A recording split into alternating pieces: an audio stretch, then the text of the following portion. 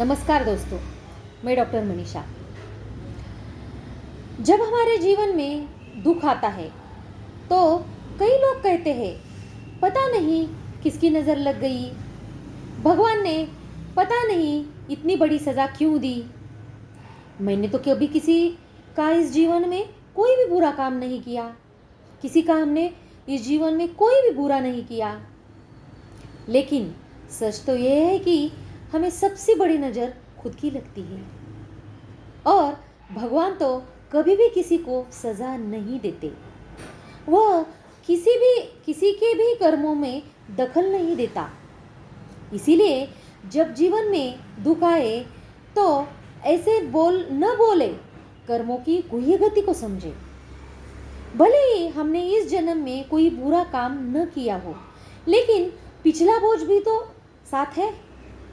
और एक जन्म का नहीं, कौन से भी जन्म का 63 जन्मों से कौन से भी जन्म का बोझ अपने साथ होता है।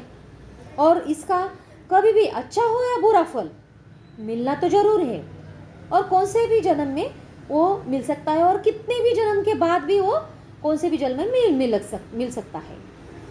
और भले ही हमने किसी के साथ बुरा बोला या किया नहीं है, पर क्या हमने इसे सदा सही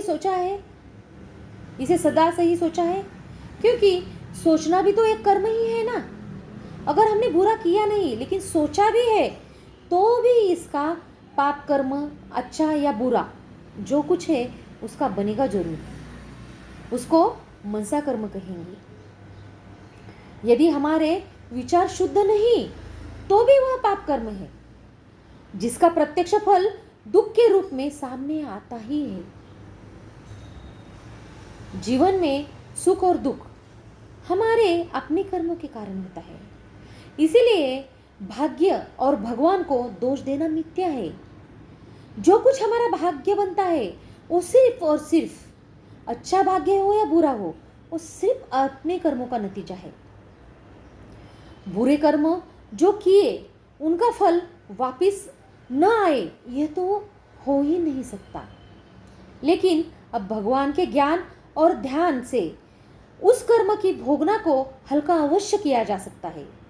इसीलिए सब इस कर्मफल सिद्धांत और भगवान के ज्ञान को, परमात्मा के ज्ञान को अच्छे से समझिए, और जो कुछ हमारे अच्छे और बुरे कर्म है और बुरे में कर्म का फल है, उसको हम बुरे कर्म का फल के कम करने के लिए हम उससे मार्ग ढूंढ सकते हैं। धन्यवाद।